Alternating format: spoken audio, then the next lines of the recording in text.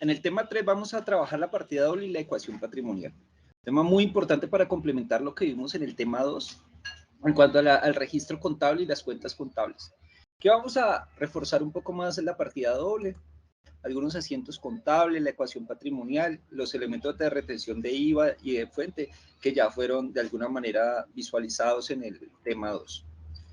Decíamos que la partida doble es un principio fundamental, por allá en el siglo XV, con la obra Summa de aritmética, geometría, proporzioni ad proporcionalidad, publicada en 1494 de Luca Pacioli, conocido como el padre de la contabilidad, estableció que la contabilidad se debe basar en debitar y acreditar los elementos que puedan generar un equilibrio para poder asegurar precisamente ese concepto de partida doble.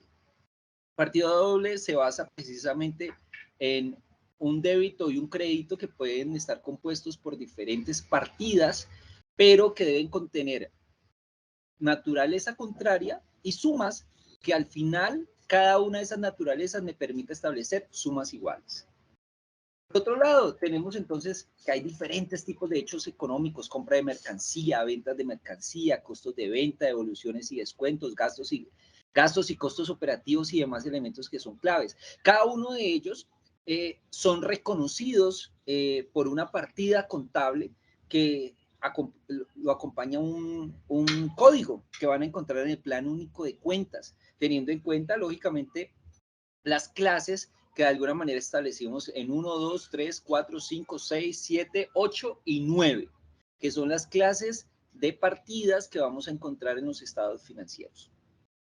Bueno, entonces, los asientos contables pues son básicamente esa representación de los hechos económicos o transacciones financieras que particularmente vislumbran la naturaleza y las actividades cotidianas de una organización.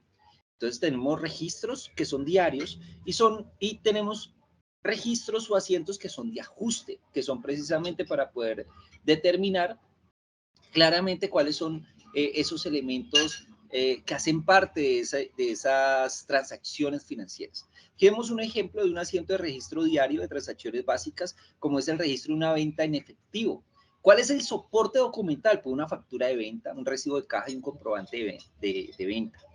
En el ajuste para registrar gastos devengados como el alquiler, entonces, ¿qué tenemos? Un contrato de alquiler y una información sobre el periodo de devengado, que particularmente debe estar tasado por el ejercicio. Tenemos entonces asientos de cierre, asientos de reversión, asientos de regularización y asientos de conciliación. Específicamente el asiento de cierre se da al final del periodo fiscal o cada mes, particularmente para determinar que las cuentas temporales como ingresos y gastos que se cierran cada año puedan permear el cierre contable y que propende por obtener unos estados financieros finales. Tenemos también asientos de provisiones y reservas, como son aquellas cuentas incobrables que notoriamente nos van a generar un impacto. Para esto necesitamos análisis de las cuentas, las políticas de provisiones, y muy importante para el factor de índole tributario es mantener precisamente todo el rigor del cobro que se debió haber hecho con oficina de cobro, ¿sí? Para poder determinar si esa cuantía que de alguna manera va a impactar mi estado de resultados va a poder ser deducible en el impuesto de renta. Tenemos entonces algo fenomenal que es el balance de comprobación o comprobación de saldos, también denominado balance de comprobación o balance de prueba, que está compuesto por 4 grandes partes, ¿sí? 5 con las cuentas. Entonces tenemos los traslados desde el libro mayor, que son todas las cuantías que aumentaron por el debe y disminuyeron por el haber de cada una de las cuentas que aumenta por el debe y que disminuye por el haber, como también todo lo que aumentó por el debe, todo lo que aumentó por el haber y que disminuyó por el debe de todas aquellas cuentas que tienen esa naturaleza. Entonces, vamos a tener sumas iguales de todos los movimientos que se tuvieron en cada una de esas cuentas, tanto débitos como créditos. Luego vamos a tener una segunda sesión que es saldos. Entonces, en los saldos vamos a colocar los valores o las diferencias que se dieron entre débitos y créditos por cada una de esas cuentas, ya de orden deudor o de orden acreedor. Y aquí también debemos tener sumas iguales. Vamos a tener una tercera sesión que es de inventario, que precisamente nos lleva a poder obtener la información de estado de situación financiera. Entonces, notoriamente acá vamos a tener todo lo que es activo, pasivo y patrimonio. Y las cuentas de resultados, o sea, pérdidas y ganancias, donde vamos a poder checar y verificar las cuentas de ingresos, de costos y de gastos. Notoriamente, como la gráfica lo indica, tenemos un saldo de balance y estado de resultados, que son los valores que nosotros vamos a llevar finalmente a los respectivos estados financieros de propósito general básicos, como son el estado de situación financiera y el estado de resultados. Bueno, muy bien.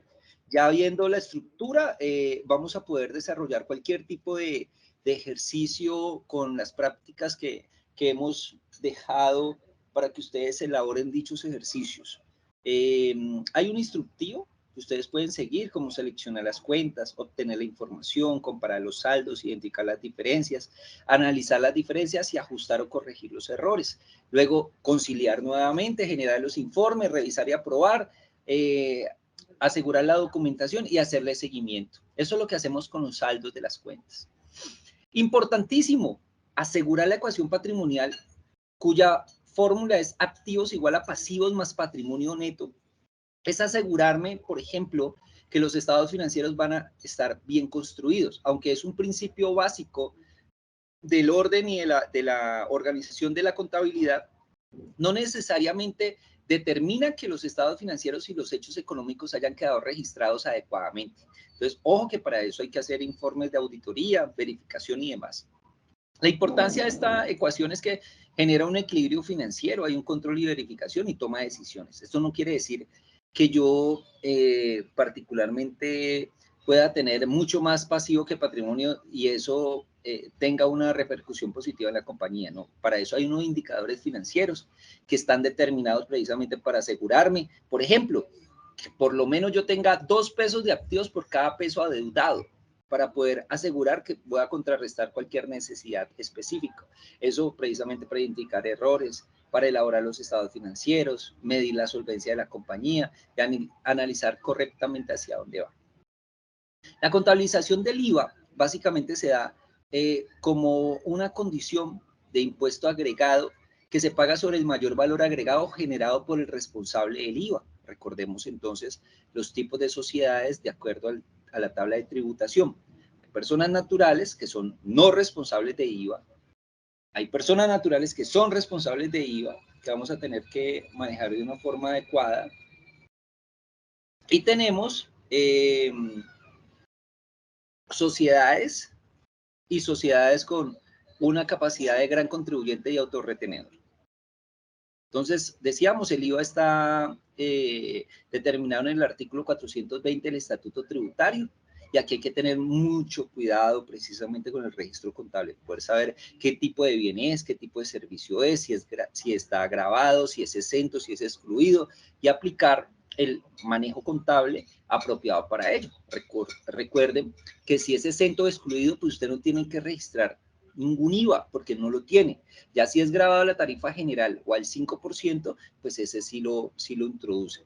Tengan en cuenta que en el módulo 2 o en el tema 2 vimos cómo el IVA generado a partir de una transacción de propiedad, planta y equipo de orden productivo, se tenía que ir como mayor valor del activo y no se puede descontar en las declaraciones de IVA. Bueno, cada uno de estos bienes y servicios que están catalogados como grabados, exentos y excluidos, están determinados en un requisito, en un numeral del Estatuto Tributario para su información y profundización.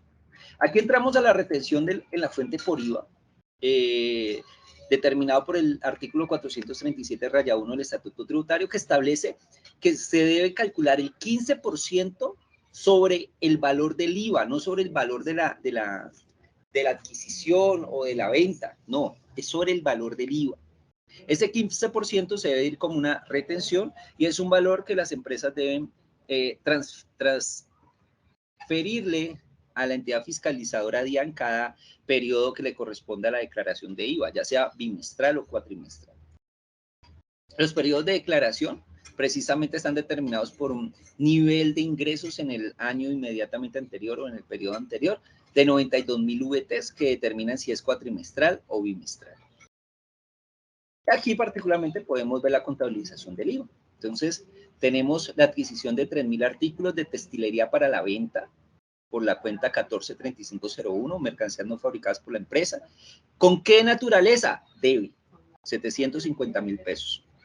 Y como es un bien grabado a la tarifa general, entonces le aplicamos el 19% a esa base de mercancías no fabricadas por la empresa, a la cuenta 240816, un valor de 142.500, que es el valor del 19% sobre el valor base. Esto me genera una contrapartida de 892.500 pesos de proveedores nacionales a la cuenta 220505. Y miren que particularmente esto determina sumas iguales, un equilibrio de balance que asegura que las partidas estén bien adecuadas al ejercicio. Bueno, la retención es la fuente por renta. Vemos que es un anticipo, un mecanismo de anticipo de recaudo de impuesto determinado con la ley 37 y 38 de 1969 y establece que de acuerdo a unas tablas de retención expedidas por la DIAN hay unas cuantías en VTs, unas cuantías en pesos y una tarifa. Las cuantías en VTs y en pesos son el tope que hay que superar en las transacciones o hechos económicos para poder aplicar la tarifa. Y lo que debemos hacer es buscar en los conceptos cuál es el concepto más adecuado al hecho económico que estamos desarrollando. Aquí tenemos un ejemplo. La empresa Vera S.A. realiza el mantenimiento del sistema de aire acondicionado a través de la empresa Berta S.A. por valor de 800.000 pesos al contado. El servicio está grabado a la tarifa general del 19%. Entonces, miren que particularmente si es un servicio, vamos a ver si alcanza aquí, que no está muy bien determinado el servicio. Para el servicio son 4 VTs, ¿cierto? Pues, lógicamente sobrepasa los 800.000 pesos. Tenemos un gasto por mantenimiento, ese es el hecho económico que estamos reconociendo, a las 51.4520 por 800.000 pesos. Eso tiene un IVA porque es una persona natural, perdón, una persona jurídica. Entonces, factura con IVA a la 240816 de 152.000 pesos y calculo el 4% porque es servicios, de acuerdo a la tarifa establecida en la resolución en las tablas de la DIAM, a la 236525, 32.000 pesos que equivalen al 4% de los 800.000.